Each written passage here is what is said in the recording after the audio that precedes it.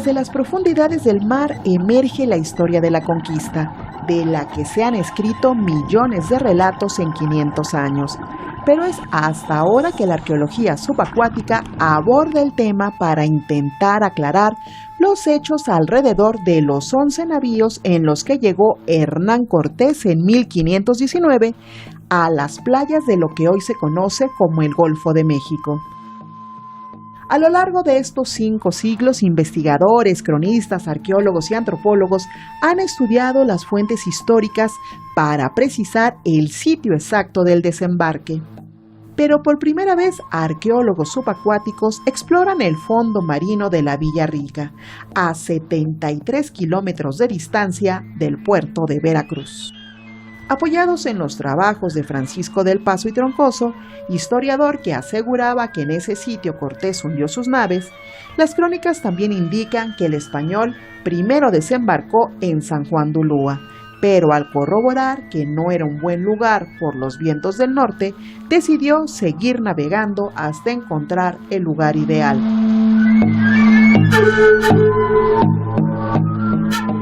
Pues prácticamente de esta profundidad a la que estamos trabajando, más o menos en esa parte de la bahía de la Villa Rica, es donde pudo haberse dado el evento histórico de el hundimiento de las naves. Hay mucha controversia si Cortés hundió las naves, si Cortés quemó las naves, si Cortés deshizo las naves, ¿no?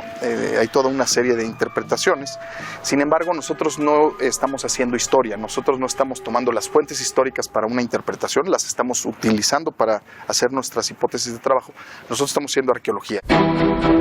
El proyecto de arqueología subacuática 13 kilómetros mar adentro, denominado Tras los Pasos de Del Paso y Troncoso y los barcos hundidos de Cortés, ya dio su primer fruto. Utilizando magnetómetros, encontraron a varios metros de profundidad un ancla con vestigios de madera, que gracias a las pruebas de carbono 14 fue posible comprobar su antigüedad.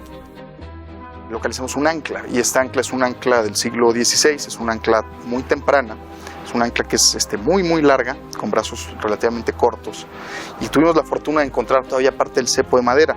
Esto nos da mucha alegría en muchos sentidos. Una es que si existen todavía los barcos de Cortés, si es que Cortés hundió sus naves ahí, pues sí que vamos a encontrar restos de esas naves, ¿no? Por la buena preservación que está dando el área en cuanto a la madera. Es este sitio donde Cortés habría desmantelado y hundido sus naves para evitar que su tropa desertara. Existen testimonios gráficos de los barcos en el Códice Durán. La Villa Rica podría ser el sitio indicado, ya que un pescador encontró otra ancla en dicha zona este mismo año. Típico, un pescador, se le enganchan las redes en algo, se dan cuenta que eso puede ser vendible, lo sacan del agua, ya hay alguien dispuesto a comprarlo, lo venden por una cantidad insignificante, y más que el propio objeto, en realidad es la información que se pierde, ¿no? Entonces, en ese sentido es una tragedia. Es un ancla que ya no va a conocer la ciencia, que va a quedar fuera, digamos, de la historia. Alguien la va a estar disfrutando en su casa unos años hasta que se deshaga, porque estos objetos se deshacen inexorablemente. Para intentar recuperarla, el Instituto Nacional de Antropología e Historia pide ayuda. Nosotros nos comprometemos a pagar lo que hayan pagado por ella. Tiene información muy valiosa, al parecer todavía tenía restos de madera, y esa información pues es muy importante para la historia, y sería mejor que estuviera en un museo a que esté en una casa personal de alguien. Sería un acto muy patriótico y muy honorable ponerse en contacto con nosotros y regresar eso. Desde lo alto de la zona arqueológica de Quiahuiztlán, los totonacas fueron los primeros en ser testigos del arribo de las naves de Hernán Cortés aquí a la Villa Rica de la Veracruz. Sí, por supuesto, ahí los grupos totonacas que se encontraban en la zona definitivamente vieron estas naves llegar. Ha de haber sido una gran sorpresa. Por ahí algunas fuentes nos hablan de casas flotantes que se veían llegando por ahí. En fin, debe haber sido todo un evento para ellos, que estaban acostumbrados a ver pues pequeñas embarcaciones. entonces Hernán Cortés decide buscar un puerto en el cual no hubiera tanto oleaje, donde el viento no destruyera las naves, etcétera, etcétera. Y entonces se viene hacia lo que es la Villa Rica, ¿no? Que justamente llega un Viernes Santo y entonces justamente dice la Villa Rica de la Veracruz, o sea, donde hay muchas cosas, mucho verde, ahí donde hay muchas cosas, Villa Rica, y la Veracruz porque es la verdadera cruz, la verdadera religión, ¿no? La cruz de Cristo. Ahora que se cumplen 500 años del arribo de los españoles a estas costas, al menos dos lugares, la Antigua y el puerto de Veracruz, reclaman ser los sitios donde Cortés fundó el primer cabildo de México. Donde se dio el primer acto notarial en México, este lugar donde pues la primera fundación del continente de toda Norteamérica es ahí la Villa Rica, y ahí están las ruinas.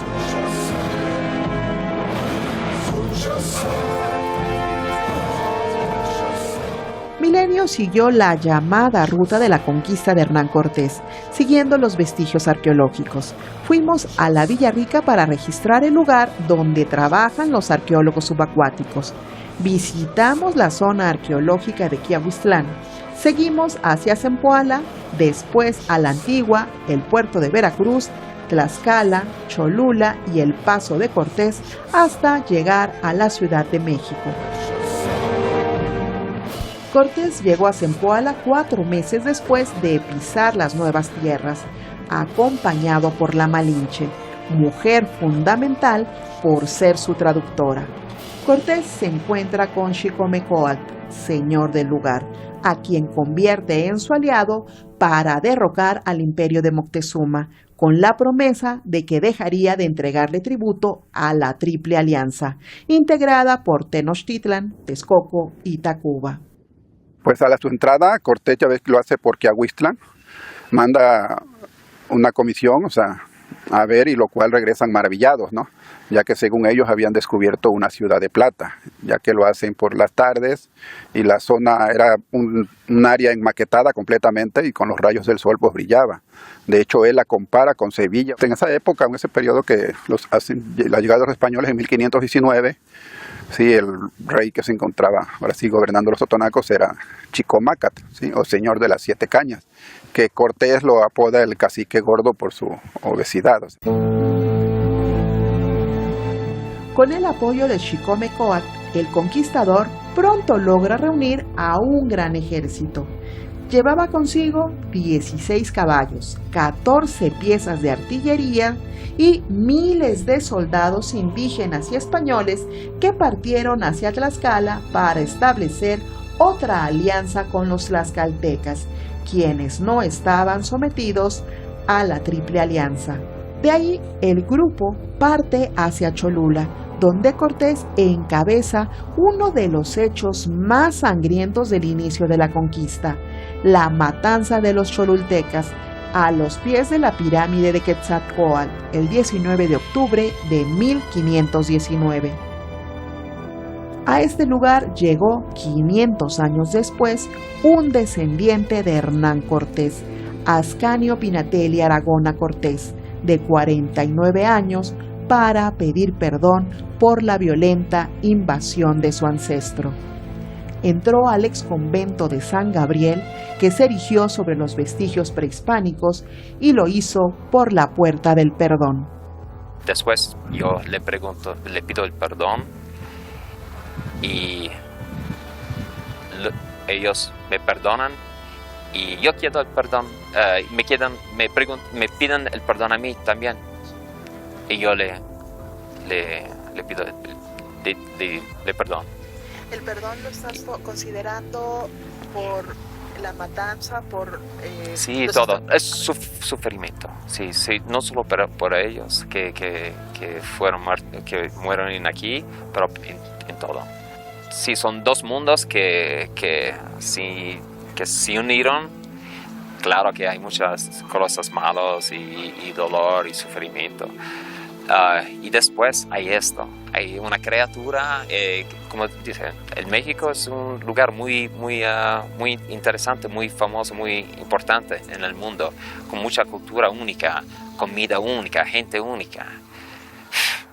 Sin Cortés, este mundo no es posible. Ascanio participa en el documental El Reencuentro 500 años Moctezuma y Cortés del investigador y periodista Miguel Gleason, con quien realizó la ruta de Cortés. Iniciaron en Veracruz para luego encontrarse el 8 de noviembre con Federico Acosta, descendiente de Moctezuma II, en el mismo lugar donde hace 500 años sus antepasados se conocieron. Evidentemente, lo que yo quiero es que ellos se den un abrazo. No los voy a forzar, no los voy a obligar, pero preferiría que se den un abrazo, porque lo que estamos haciendo nosotros, o al menos estamos intentando hacer, es un documental de sanación. Nosotros queremos que muchas heridas, estamos intentando, es nuestro granito de arena, estamos intentando que esas heridas que aún están abiertas desde hace 500 años, queremos que sanen.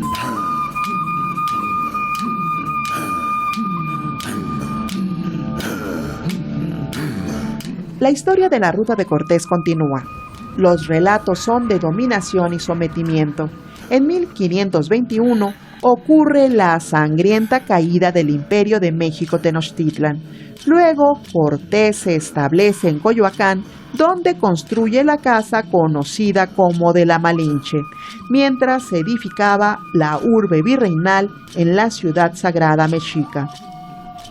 4 años después construye la Casa de Contratación o Aduana en la antigua Veracruz, porque sabía que el rey necesitaba una administración para poder traer y llevar las mercancías al viejo mundo. Mientras los prehispánicos exigían tributo, el rey pedía la quinta real, es decir, la quinta parte de la riqueza de cada habitante de la Nueva España, que luego era entregada a la corona. Por esa razón, en la antigua, todo mundo la conoce como la casa de Hernán Cortés, pero nunca vivió ahí. Cortés pasa por San Juan de Ulúa sin quedarse ahí. Es hasta 1535 que se erige como fortaleza el fuerte, el cual se termina hacia 1600. La casa de contratación de la antigua deja de funcionar y toda la actividad comercial se traslada a lo que hoy se conoce como el puerto de Veracruz. El islote era muy pequeño y no había como para fundar un asentamiento de una villa en este lugar. Y si vemos hacia el extremo donde hoy se encuentra la ciudad de Veracruz, que eran dunas, que había pantanos, que no había ríos, eran pequeños riachuelos de agua de muy mala factura, no había tierras de cultivo, pues lo que él tenía que considerar para lograr esta empresa o este proyecto que él traía es que tuviera asegurado el abastecimiento de las cosas básicas para que pudieran vivir. Entonces fue migrando, buscando mejores condiciones que tuviera ese asentamiento y claro también para ver las alianzas. Pero ¿qué implica? Llegó un momento en que el puerto sigue siendo este sitio y eso es lo que determina que la ciudad retorne a su sitio de fundación original.